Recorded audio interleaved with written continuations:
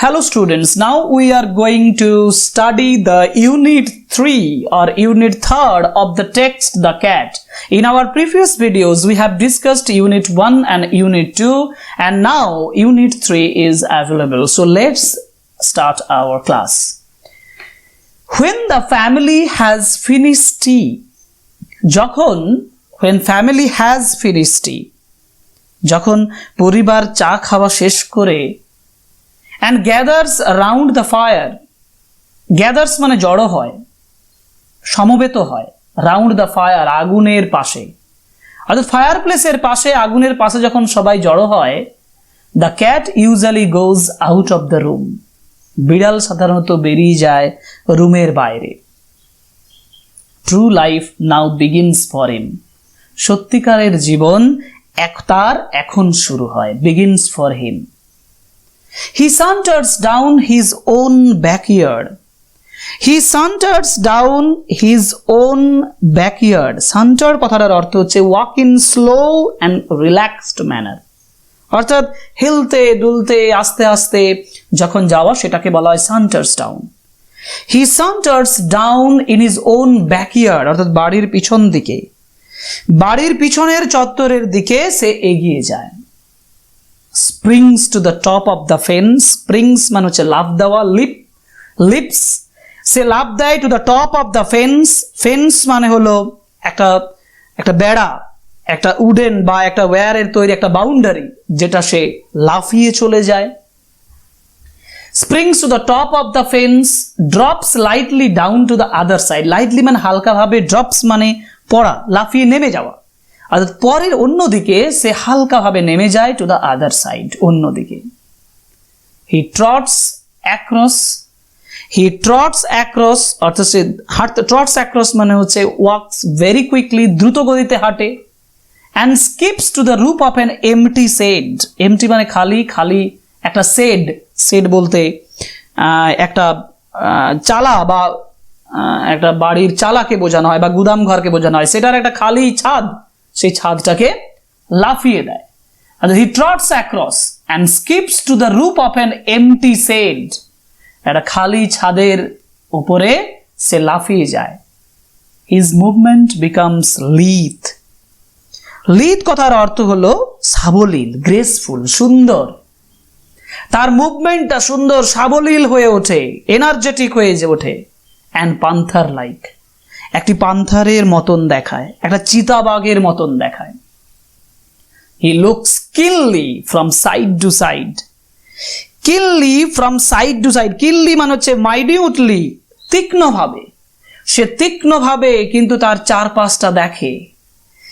Okay, he looks keenly from side to side, side পার্শ্ববর্তী জায়গাগুলো সে খুব কিনলি, খুব মাইনিউটলি দেখে. অ্যান্ড মুভস নয়েজলেসলি, এবং শব্দহীনভাবে এগিয়ে যায়. For he has so many enemies, কারণ তার অনেক শত্রু আছে. Dogs and small boys with stones. শত্রু কারা? না, dogs and small boys with stones, কুকুরেরা এবং ছোট ছেলেরা যাদের হাতে পাথর থাকে. So when the family has finished tea and gathers round the fire, the cat usually goes out of the room. পরিবার যখন চা খাওয়া শেষ করে আগুনের পাশে জড়ো হয়, তখন বিড়াল ঘরের বাইরে চলে যায়, ক্যাজুয়ালি বেরিয়ে যায়, হালকাভাবে চলে, হালকা চালে বেরিয়ে যায়. True life now begins for him, সত্যিকারের জীবন তার এখন শুরু হয়. হি সান্টার্স ডাউন হিজ ওন ব্যাকইয়ার্ড, সে হেলে দুলে আস্তে আস্তে পিছনের বাড়ির পিছন দিকের চত্বরে যায়. Springs to the top of the fence, বেড়া টপকে এগিয়ে যায়. Drops lightly down to the other side, অন্যদিকে হালকাভাবে সে নিচে নেমে যায়. হি ট্রটস অ্যাক্রস, সে দ্রুত গতিতে এগিয়ে যায়. And skips to the roof of an empty shed, একটা খালি ছাদের উপর দিয়ে সে লাফিয়ে পেরিয়ে যায়. হিজ মুভমেন্ট বিকামস লিড, তার মুভমেন্ট, তার যে গতিটা, তার যে এগিয়ে যাওয়াটা খুব সুন্দর, সাবলীল দেখায়. অ্যান্ড পান্থার লাইক, চিতাবাঘের মতো লাগে. হি looks keenly from side to side, সে তার চারপাশটা খুব প্রখরভাবে দেখতে থাকে. অ্যান্ড মুভস নয়েজলেসলি, শব্দহীনভাবে এগিয়ে যায়. For he has so many enemies, কারণ তার অনেক শত্রু আছে. Dogs and small boys with stones. বালকেরা আছে যারা পাথর নিয়ে থাকে, এবং কুকুর আছে। On the top of the shed, on the top of the shed, shed মানে চালা, কোন একটা চালা বা কোন একটা ছাদের উপরে, the cat arches his back, arches মানে আঁচড় বসানো, হিজ ব্যাক মানে পিঠ, তার পিঠটা সে আঁচড়ে নেয়, ঘষে নেয়, and rakes his claws, rakes মানে হচ্ছে ঘষা, হ্যাঁ, তার যে ক্লজ, ক্লজ, হ্যাঁ, ক্লজ মানে যে নখগুলো আছে সেই নখগুলো ঘষে নেয়, ওয়ান্স অর টুয়াইস মানে আঁচড়ে নেয়, once or twice through the soft bark of the old roof, old roof মানে হচ্ছে পুরনো ছাদের, পুরনো যে ছাদের সফট বার্ক মানে সফট মানে নরম যে ছাল বা এর উপরের যে অংশ, সেই অংশে সে ঘষে নেয় তার নখগুলো। হি stretches himself a few Times, সে কয়েকবার নিজের শরীরটাকে স্ট্রেচ করে, বাড়িয়ে দেয়, প্রসারিত করে, স্ট্রেচ করে, টু সি, এটা দেখার জন্য, if any muscle, if every muscle is in full working order, every muscle মানে প্রত্যেকটা তার মাসল, পেশি, is in full working order, সম্পূর্ণ কর্মক্ষম আছে কিনা, অর্থাৎ সে তার শরীরটাকে কিছুটা এক্সটেন্ড করে, কিছুটা প্রসারিত করে, যে তার সমস্ত যে ইয়েগুলো, পেশিগুলো কর্মক্ষম আছে কিনা সেটা দেখার জন্য। Then drooping his head nearly to his paws, drooping মানে হচ্ছে ঝুঁকে যাওয়া, বেন্ড ডাউনওয়ার্ড, নিচের দিকে ঝুঁকে যাওয়া, drooping his head nearly to his paws, এবং তার থাবার কাছে, তার থাবার কাছে ঝুঁকে গিয়ে, he sends across a call to his kindred, sends across a call, এবং সে একটা ডাক দেয়, send across a call, একটা ডাক দেয় to his kindred, kindred মানে near ones, তার আপনজনদের প্রতি। বিফোর লং, দীর্ঘক্ষণের আগেই, দে কাম, তারা চলে আসে, গ্লাইডিং, গ্লাইডিং মানে মসৃণ ভাবে এগিয়ে আসে তারা, ওকে, স্মুথলি তারা এগিয়ে আসে, গ্রেসফুল যেটা সুন্দর দেখায়, কন্ট্রোলড, অ্যাট্রাকটিভ দেখায়, হ্যাঁ, গ্রেসফুল, শ্যাডোজ সুন্দর ছায়ার মতন করে তারা এগিয়ে আসে। No longer are they the meek creatures, meek মানে নম্র, বিনয়ী, তারা আর বিনয়ী কোনো জন্তু থাকে না তখন। হু অ্যান আওয়ার এগো, যারা যে 1 ঘন্টা আগে, were mewing for miss fish and milk, যে 1 ঘন্টা আগে একটা মাছ এবং দুধের জন্য শব্দ করত, নম্র মিউ মিউ করত, অর্থাৎ শব্দ করত, বিড়ালের ডাককে মিউ বলা হয়, নরম শব্দ করত। দে আর নাও গ্রিম ফাইটার্স, তারা এখন ভয়ঙ্কর সাংঘাতিক যোদ্ধা। জাস্ট থিঙ্ক, শুধু ভাবুন বা ভাবো, how much more he gets out of his life, কতটা বেশি সে তার জীবন থেকে পায়, then you do out of yours, তারপর আপনি ভাবুন আপনি আপনার জীবন থেকে কতটা পান। And the sports they have, তারা যে খেলাটা খেলে টু, সেটাও ভাবুন।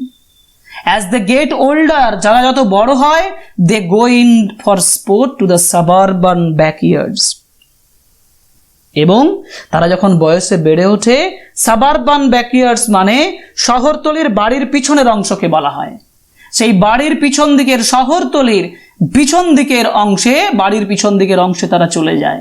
দিস ব্যাকইয়ার্ডস দ্যাট আর ডাল টু আস, এই পিছনের দিকের জায়গাগুলো যেগুলো আমাদের কাছে ডাল, একঘেয়ে বলে মনে হয়, are to them hunting ground, সেগুলো তাদের শিকারের জায়গা, শিকারের ক্ষেত্র হিসাবে পরিণত হয়। Where they have more gallant adventure, gallant মানে অ্যাট্রাকটিভ, অ্যাডভেঞ্চার মানে রোমাঞ্চকর অভিজ্ঞতা বা রোমাঞ্চ, যেখানে তারা গ্যালান্ট, আকর্ষণীয়, রোমাঞ্চকর অভিজ্ঞতা পায়, than King Arthur's knights ever had, King আর্থারের যোদ্ধারা যেরকম অ্যাডভেঞ্চার পেয়েছিল তার থেকেও বেশি অ্যাডভেঞ্চার তারা সেখানে পায়। So this is the reference to the King Arthur here, because King Arthur and his knights are spoken about here. King Arthur and knights are the historical figures. In English literature we find King Arthur's, they fought bravely against the enemies and they made history. And here the knights, the adventures of the knights are compared with the adventures of the cats. This is quite humorous. এটা যথেষ্ট হাস্যরসাত্মক। It is always spoken as a reproach it is always spoken as a reproach. Reproach মানে হচ্ছে দোষারোপ করা বা blame করা। এটা মাঝে মধ্যে দোষারোপ আকারে বলা হয়, দোষারোপ বা দায়ী করে বলা হয় এগেনস্ট ক্যাটসদের বিরুদ্ধে, that they are more fond of their home, যে তারা তাদের বাড়ির প্রতি খুব প্রিয়, then the people in it, এখানে যে মানুষগুলো আছে তাদের থেকে, অর্থাৎ মানুষগুলো যেখানে বাস করে সেই ঘরটাকে তারা বেশি ভালোবাসে।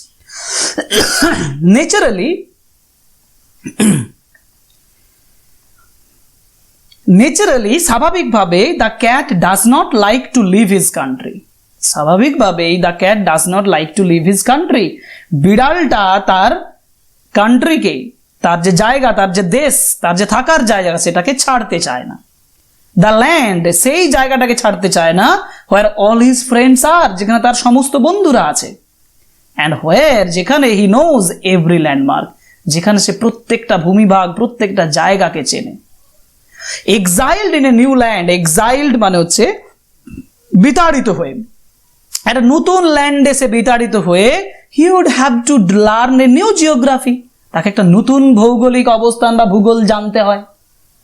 সো তাই when the family moves, যখন ফ্যামিলি এগিয়ে যায়, the cat, বিড়াল, if allowed, যদি তাকে অ্যালাউ করা হয়, will stay, তারা থাকবে at the old house, তারা পুরনো বাড়িতেই থেকে যায়, and attach himself to the new tenants, tenants মানে ভাড়াটিয়া, নতুন ভাড়াটিয়াদের সঙ্গে নিজেদেরকে অ্যাটাচ করে ফেলে, যুক্ত করে ফেলে। he will give them, সে তাকে দেয়, তাদেরকে দেয়, দ্য প্রিভিলেজ, অর্থাৎ সুবিধা দেয়, of boarding him while he enjoys life in his own way, অর্থাৎ সে তাদেরকে একটা সুযোগ দেয়, একটা সুবিধা দেয় সেখানে বোর্ডিং, সেখানে থাকতে, হোয়াইল, বোর্ডিং মানে থাকা, অর্থাৎ ভালোভাবে থাকতে একটা সুযোগ দেয়, সুবিধা দেয়, while he enjoys life in his own way, সে তার নিজের জীবনটাকে নিজের মতন করেই উপভোগ করে। So this is the unit 3 and this is the end of the text. In unit 3 we find the general certain features of the cat. What generally the cats do? Actually, when the family finish tea and they gather around the fire, the cat goes out of the house and he goes to the suburban backyards where he plays and where he has adventures with their friends or with their kindred. Now, their kindred also come and enjoy the moment. Actually, they get many things. They get much adventure out of their life. And they get much what generally a man gets out of his life. They are more adventurous and they get much more adventures than the King Arthur's knights. And this is humorously spoken by the author. Now, in the last paragraph, the author says that generally it is said as a reproach against the cats that they are more fond of their home than the people in it, because they don't want to be banished from their land where they know everything. So when they move to another place, they have to learn a new geography. So they like not to go other place.